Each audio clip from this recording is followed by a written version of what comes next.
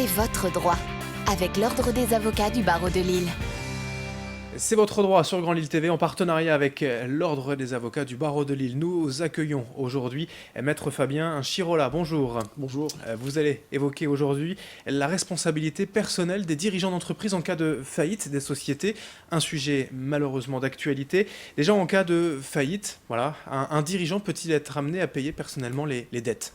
Écoutez, le principe s'agissant d'une société, c'est qu'en cas de faillite, c'est la société qui est tenue de payer les dettes. Mais effectivement, dans certains cas, le liquidateur peut décider, avec l'intervention du parquet, de venir inquiéter à titre personnel le dirigeant dès lors que celui-ci a commis des fautes de gestion qui ont précipité la société vers un état de cessation des paiements qui lui-même va générer la faillite. Comment peut-on définir justement la faute de gestion ? Alors écoutez, la faute de gestion peut revêtir plusieurs qualifications. En pratique, la principale faute de gestion que l'on retrouve dans ces types de dossiers, c'est le fait pour le dirigeant de ne pas avoir respecté un délai de 45 jours à partir du moment où il est en état de cessation des paiements. Concrètement, la loi vous fait obligation en tant que dirigeant, dès lors que vous êtes en état de cessation des paiements, de déposer le bilan dans un délai de 45 jours. Si vous ne le faites pas, vous vous exposez des poursuites à titre personnel, puisqu'on considère que c'est une violation des dispositions du Code du commerce, et donc une faute de gestion.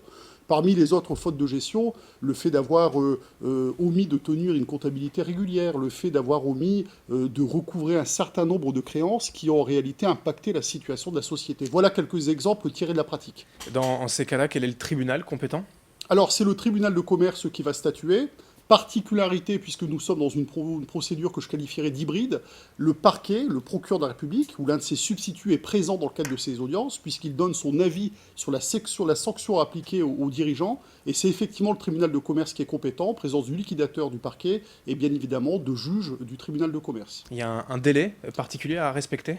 Vous avez un délai impératif à respecter dans ce type de dossier, puisque l'action doit être diligentée par le liquidateur, nous dit le Code de commerce, dans un délai maximal de 3 années, à compter du moment où le jugement d'ouverture de la liquidation judiciaire intervient.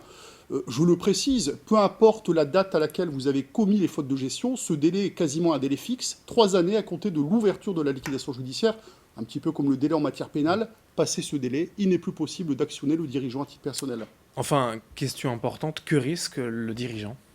Écoutez, il risque de devoir payer à titre personnel tout ou partie des dettes de la société, donc ce que l'on appelle l'insuffisance d'actifs constatés en relation avec ces fautes.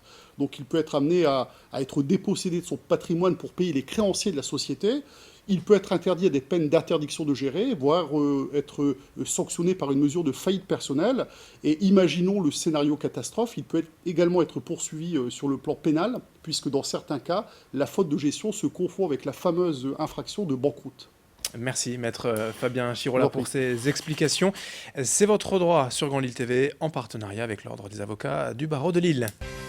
C'est votre droit, avec l'Ordre des avocats du barreau de Lille.